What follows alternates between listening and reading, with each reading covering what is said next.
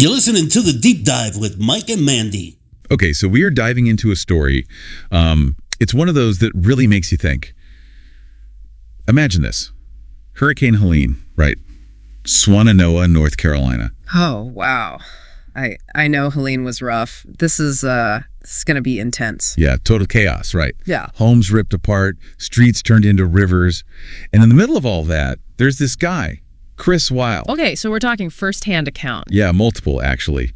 His story, it's like this crazy mix of like resilience, luck, and just, I don't know, fate, maybe. All right, I'm intrigued. What happened? So picture this.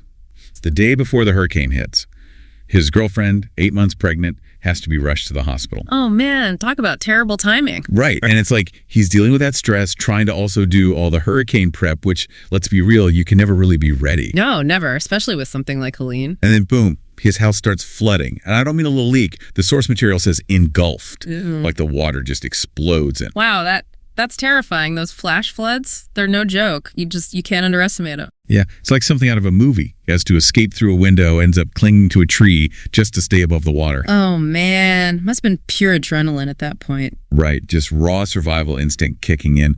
And get this, as if things couldn't be crazier, a rescue team from Chicago, of all places, had just arrived in Swannanoa for hurricane relief. You're kidding. What are the odds? Right. Talk about being in the right place at the right time.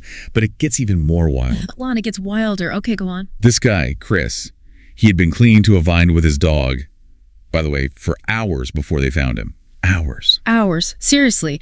I can't even imagine the kind of mental and physical strength that takes. I mean, the sheer willpower to hold on, in that chaos and fear. It's mind-blowing, right? And, we haven't even gotten to the girlfriend yet. So she's in a hospital, right? Completely unaware of what's happening with Chris and the hurricane. Right. Okay, so what happens to her? She ends up being transferred to a different hospital. Yeah. And then, get this, on October 20th, she gives birth to their baby. Oh, wow. It's like a hurricane, a flood, a rescue, a baby. That's a lot to process. Right. It's like this crazy collision of life and death, hope and despair, all happening at once. It's almost Shakespearean. It really is. So he survives this crazy ordeal and then walks into, I'm guessing, a pretty overwhelming mix of emotions. I mean, talk about a whirlwind.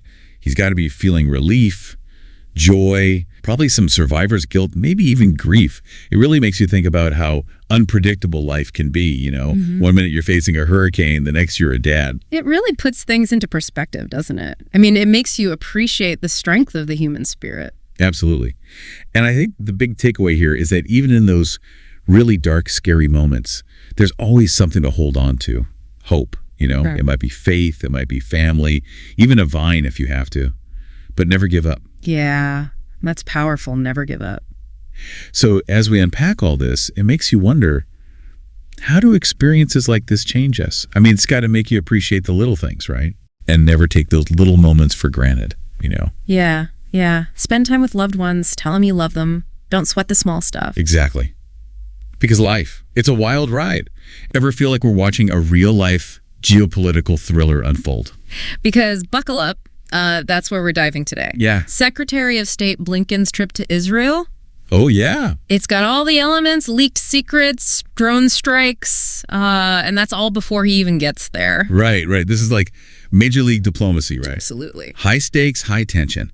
And what I find really fascinating is the timing of this leak. Okay. It's not just any old leak. It's like, reportedly, these are U.S. intelligence documents. Right. Outlining Israel's counterstrike plans against Iran. Yeah. Imagine that. You're holding your top secret game plan, and it's plastered all over the news. It's like, it's your playbook, and everyone's got it. Exactly. And then you're supposed to sit down and negotiate. Right. How can you? It's a nightmare. It's absolutely a nightmare scenario. So put this in perspective for us. Blinken's en route. Yes, well, yeah. This news drops that someone, and it's suspected within the U.S., leaked these classified documents. Well, it's huge. The fact that it's potentially an inside job. That's a whole other reason. Adds this whole other layer of betrayal and distrust between the U.S. and Israel. Right, on top of everything else. And we know, let's not forget the elephant in the room, the Iran nuclear issue has been a powder keg for decades. It's the backdrop to all of this. Mm-hmm. And the U.S. is constantly trying to walk this diplomatic tightrope. Yeah, absolutely. You want to maintain a strong relationship with Israel. Right. But also, we got to prevent Iran from getting nukes.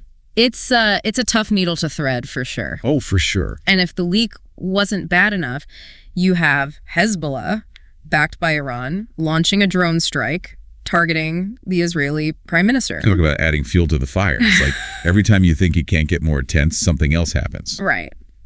So with all this going on, what can Blinken realistically achieve on this trip? Well, I think it's less about grand bargains and more about damage control at this point. Okay. He's got to reassure Israel that we, the U.S., are still a reliable partner. Right. Despite this leak, despite this massive breach of trust. Right. And then on top of that, he's got to find some way to de-escalate the situation. Yeah, there's so many different factions here. Yeah, you've got Israel and Iran, obviously. Right. But then you've got all these other actors in the region who are watching this very, very carefully. Because this leak undermines, years of U.S. efforts to at least appear neutral, publicly on this issue. Yeah, and that's a great point. The U.S. has always tried to position itself as like the mediator, the honest broker. Right. But if you can't even keep your own intelligence under wraps, how can you expect anyone to trust you as an intermediary? Exactly. I don't envy Secretary Blinken's position right now. Not at all. Walking into that hornet's nest. No, not at all. And I think the bigger question here, and this is what everyone's going to be watching, is can he regain that trust? Right. Can he actually make some headway diplomatically after this? It feels like we're watching a slow motion train wreck, knowing the impact's going to be massive. And it's that uncertainty, right? We don't know how bad it's going to be or how far those ripples will spread. This whole thing is a stark reminder of how interconnected our world is. Totally. And how fragile, really, the whole system is. One leak, one drone strike, and it feels like the whole thing could really unravel. Exactly. Well, on that happy note, something to think about. Definitely something to think about. Yeah. We'll be back next week with another deep dive. See you then. Until then. Everybody's looking for those clues, those hints about how the 2024 elections might go. Right. And we always hear about the polls, right? Yeah. But today, we're doing a deep dive on something people are keeping a close eye on. Election betting odds. What could these odds tell us about who might win in 2024? Well, it's interesting, right? You're going from just like opinions to people actually putting their money where their mouth is. Yeah. And that adds a whole other layer to trying to figure out what's going on. Yeah, it's a whole different ball game. And we've been looking into this, checking out electionbettingodds.com. Okay. They take info from different betting sites and put it all together. And get this, as of Monday, they're saying former President Trump has a 58.5% chance of winning. Wow. 58.5%. Even Real Clear Politics, which, they're all about analyzing politics, they've got him at around 59%. That's a lot higher than I would have thought. It's significant, yeah. It is. And it's not like this just happened overnight either. This is even more interesting when we think back just a couple weeks. Okay. On October 4th, Vice President Harris, she was actually in the lead if you look at the betting odds. Right. But then, boom, October 5th, Trump takes the lead. And he's just kept going up since then. So it makes you wonder, why should we even care about these betting odds? Aren't they just, gambles? Yeah. Well, I talked to Maxim a lot. He runs electionbettingodds.com. Okay. And he said, get this, over $2 billion. Wow. Billion with a B. Yeah. Has already been bet on this election. That's insane, especially this early. That's a lot of money. That's a whole lot of money. And I think that's exactly why we need to pay attention. It's not just, I think this person might win. People are putting serious cash down, and they're not doing it lightly. Yeah. They're looking at all sorts of things, not just what the polls say today, but what happened in past elections, how the economy's doing, even potential scandals. Anything that might shake things up.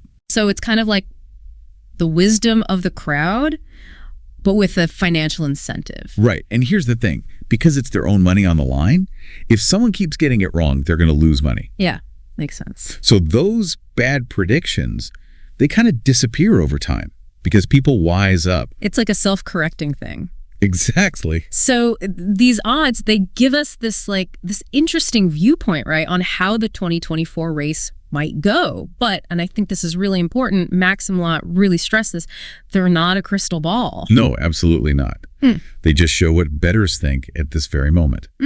And, well, we both know politics can change in a heartbeat. Oh, in a second. Exactly. So for everyone listening, it makes you think, This whole betting thing, all this money going towards Trump potentially winning, does it make you trust those odds more?